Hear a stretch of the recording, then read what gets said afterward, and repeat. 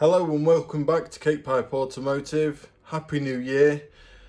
In this video, we're going to look over the car from Snetterton last year, because pretty much the car got put straight back in storage because we've been doing bits and pieces around the house and I needed the space in the garage.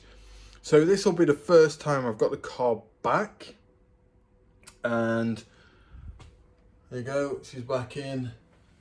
However, I don't know the state it's in. I don't know what's wrong or what was wrong at Snetterton. Obviously we had that drive shaft issue, which I'll show now. It's a mess. As you can see, it's fucked. And one bearing left in it, which is always good. And we had the starter motor wire issue as well. However, we will go through all of this and we're going to go from front to back, looking over the car, seeing what we can spot. And then we're going to talk about future plans for the car. And where we want to go and what we want to do. So as you can see, I've got her up slightly differently than I normally do.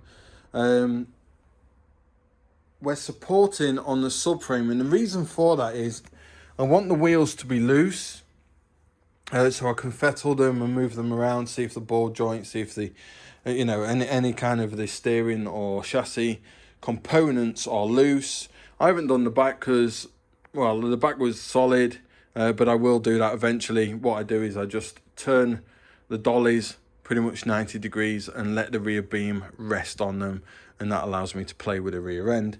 But for now, we're going to work from front to back. So this is the first time I've had a good look around the engine bay since Snetterton. The obvious issue of the day in this area was the starter motor wire. As you can see, it's literally plugged straight onto the exciter, and we were pretty much jumping it from the battery terminal. Obviously that has to be replaced. This is the original wire. As you can see there, it potentially a break, or there's something happening there that we're not happy about. So that is on the list, to replace this whole wire all the way back to the fuse box, because it is relayed back there. So we'll take all that back another time. However, just moving around, I have spotted something that you may see. We still have a water leak. Can you see it? Just here. So it's coming from the back. You might not be able to see it because all the shit's in the way. It's coming from the back of the thermostat housing.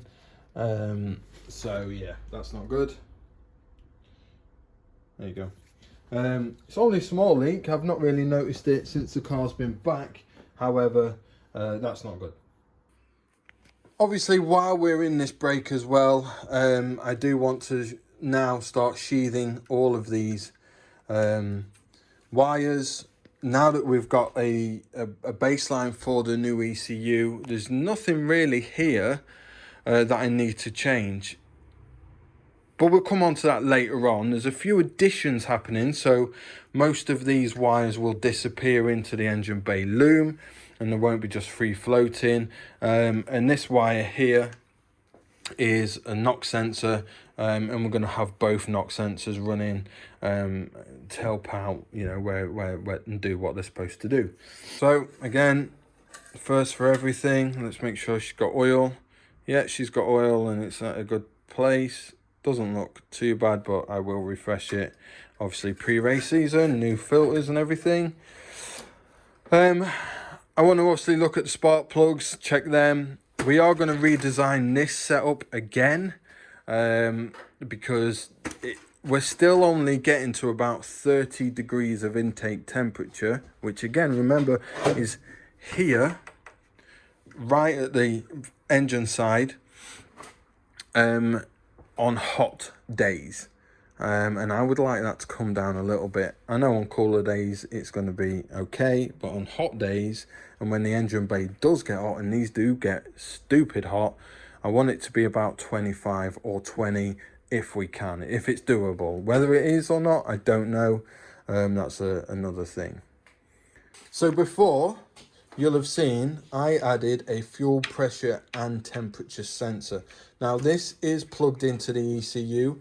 It is working, however I didn't have it enabled for any logging just because at the time it didn't need it. So I will be enabling that in conjunction with obviously the pressure and stuff like that, and we're going to work into some warnings into the ECU to alert me if the pressure drops. That means either the pump is dead or we're getting fuel surge, and it just gives me a better idea of what is happening on this end. Okay, so here's a thing that I've just noticed. I was just having a quick look around, and I noticed the white marks in there didn't line up. Now I know the suspension leg is fully extended, so there's going to be pressure on this. However, so I can't turn it by hand. However, if I get some grips and just, that's not tight. It was very tight going into Snetterton because I checked them. However, that has come loose. Whether that's through vibrations or what, I don't know. But again, obviously, we need to sort that out. And maybe I'll just put a bit of a thread lock on that just to help that out. I've just kind of put the camera down for a second and just kind of had my eyes underneath the front. The front end looks fine. There's nothing really there apart from the want to move the oil cooler, but again, that'll be in another episode. And a few little bits on this around the front end, again, at a later date. This is what I've just noticed.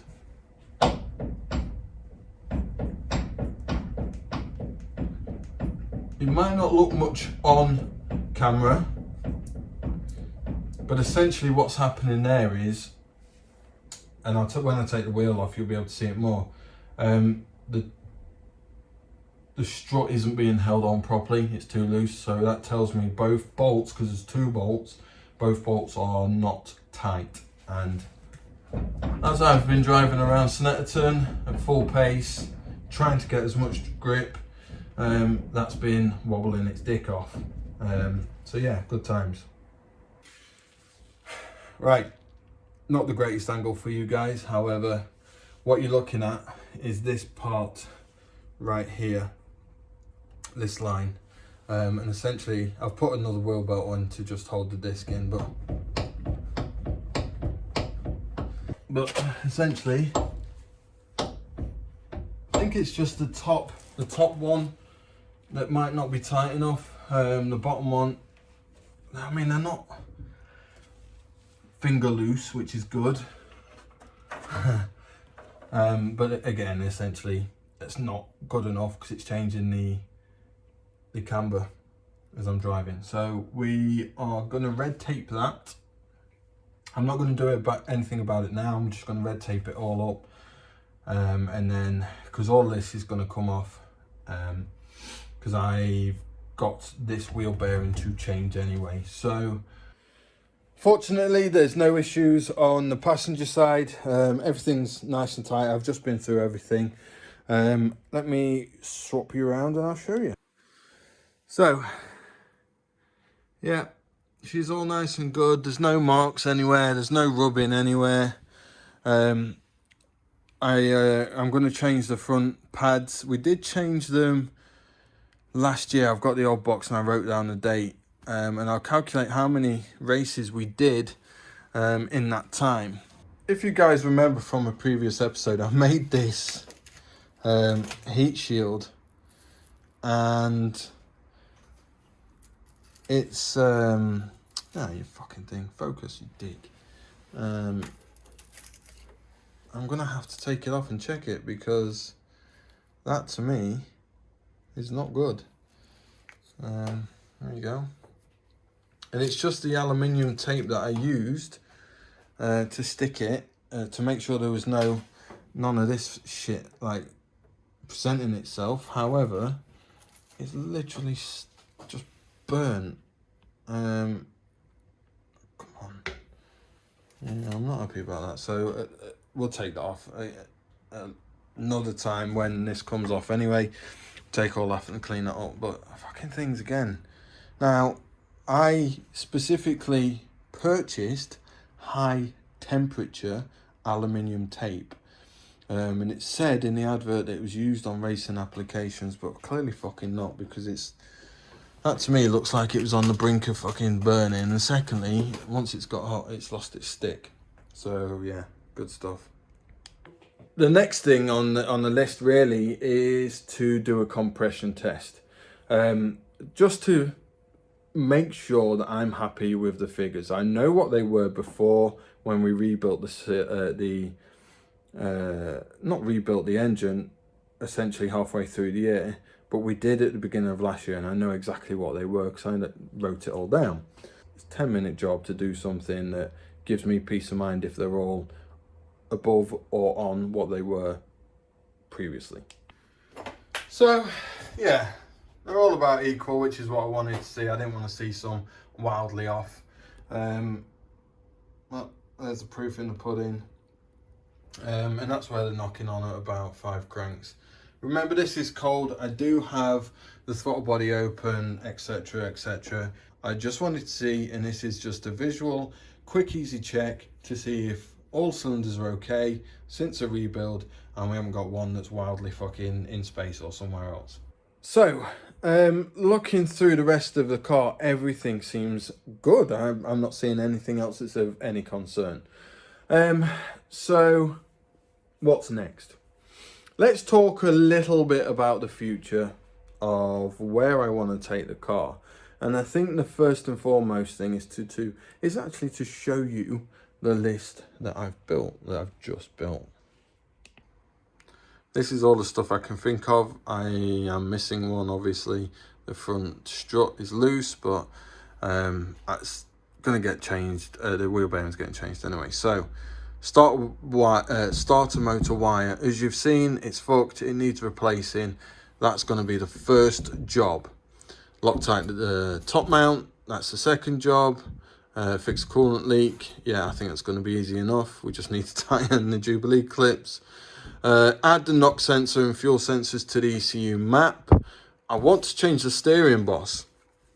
And the reason for that is I can feel a bit of play in the steering boss before it kind of engages with the steering column to the wheels, etc., between the steering wheel. And I don't like it, and it's steadily getting worse, so we're going to get a weld-on one, and we are going to make it nice and reactive, because I feel that I'm potentially missing a bit of feeling from the car because of that. Bumper supports. Last season, it was very apparent if the front bumper got hit, it would go into the tyres, it would slow me down in the potential for an accident. I will be putting back in bumper supports, however they won't be the original ones, and that will be a whole episode on its own. Next up is the pulse width modulated fan control. I actually have it. It's from a Ford. And it's right there. There you go. Easy peasy, lemon squeezy. And what will happen is this can be controlled by the ECU. And it can control the speed of the fans moving forward, so they're not just constantly drawing all the amps that they possibly can, and it's a lot more efficient, and it means the ECU can deal with the coolant temperatures, not me. Next up, wheel speed sensors. I've already got one on the gearbox. It's connected to the drive shaft in the gearbox, and that gives us miles per hour speed. However, I will be adding wheel speed sensors, and what we mean by that is just ABS sensors, but we can calculate wheel speeds off that. And this is great for logging, because what it will allow me to do is, as we are going around a circuit with a new diff, I will be able to see if a wheel is slipping. Why is it slipping? What's happening? Is the diff holding up, etc.? Is the tyres getting too hot, etc.? It's all about data. Next up, gearbox and diff. Right, so this is a whole nother subject, but I am going to show you what is on the cards. You've already seen the gearbox in previous episodes. However, let me show you what the current state is. It's there. So this is the V5 gearbox from a Mark IV Golf, the 5-pot 2.3, I believe it was, and the gear ratios in this are fantastic for the VR6 and racing, and there will be a nice shiny new diff going in there. However, you have to take it all apart like this to get the diff in. Back to the list then. So bushes, as in rear beam bushes, lower arm bushes, they just need checking. Make sure they're not split, make sure they're not perishing, or they are actually still doing the job they're supposed to do. Fix the spoiler mounts. Right, let me get rid of that.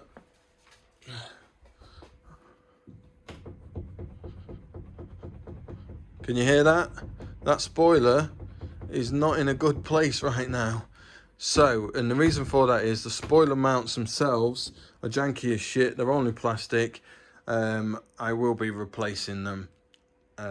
So we are actually going to CNC some new mounts, complete hard fixed mounts. Oh, fuck's sake.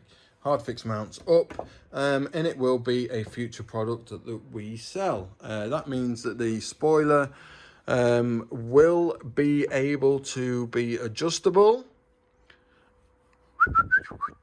and they are fixed up, so which means you can lose a little bit of weight off the back end because you can fuck off everything inside.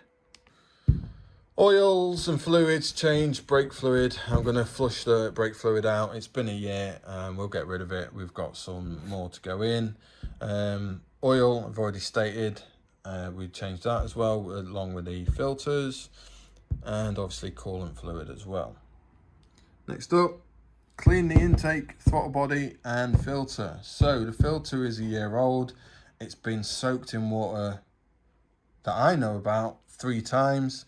It needs changing because I think and feel it's full of shit. So they're not too expensive. The throttle body and intake are another conversation for another date. However, they work, and they're working really fucking well, so I'm not going to change these too much. However, the throttle body may get a little bit of fettling, and we may fettle the intake just ever so slightly to help with a bit more cooler air, not just air, cooler air. Front splitter. A lot of people have told me, get yourself a front splitter. It will give you downforce. Right, okay, so that we're going to look at that as well. Brake cooling. I don't have an issue with my brakes. I haven't noticed them getting hot. However, there's no harm in having the option if we need it. And last but least, check the compression. We just have on a cold ass day, I think it's about -2, and the engine's not really ran in a month. I should really start it and let the oil just get round. But they're all coming up 150 PSI, which is great times.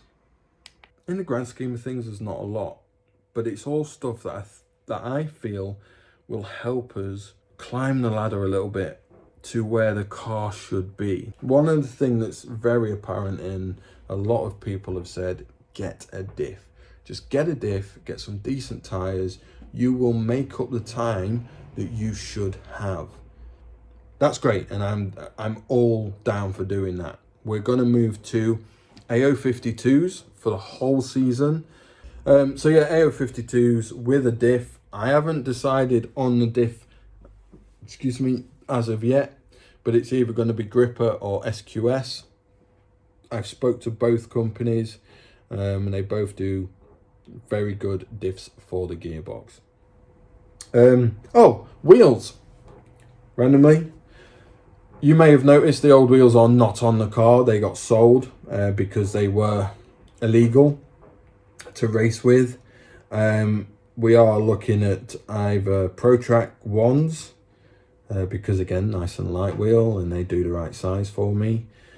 Or we've got our eye on some others. However, I just want to make sure that they do our size and the right offset. I don't want to be fucking around trying to get the right offset. I would rather buy the wheel so it's thrown on, works instantly kind of thing. So anyway, that's where we're at with that. That's pretty much it for the first episode of this year. We've taken you through a bit of the issues that were present at the end of last year. Obviously, big thing, tyres, diff, setup, potentially splitter are all going to help just get faster. And that's all it's about, is if I can just maintain being that bit quicker. And we're only talking potentially 2 to 3 seconds a lap, and now that is a lot in racing. However, at club racing level, where we're at and where we sit, that should put me closer to the podium. Now look, I'm not saying I'm going to be there. It's only my second year racing, but if the car can do it, I'm going to try as hard as I can. I'm going to put the time in, I'm going to put the effort in. So and finally, I think just we really appreciate the love and support that we're getting, especially on YouTube and Facebook. We are going to deliver more products next year, so we hope you guys come along for that. It is going to be VR6 and Corrado based. So yeah, we hope you enjoy that content as well. So again, please like and subscribe. It really helps us out while trying to get sponsors and people to partnership with us. But essentially, guys, thank you. Just thank you for being there and watching these videos. It means a lot. I didn't expect to be where we are now, but we are, and it means a great amount. So leave you there. Catch you on the next one. Laters.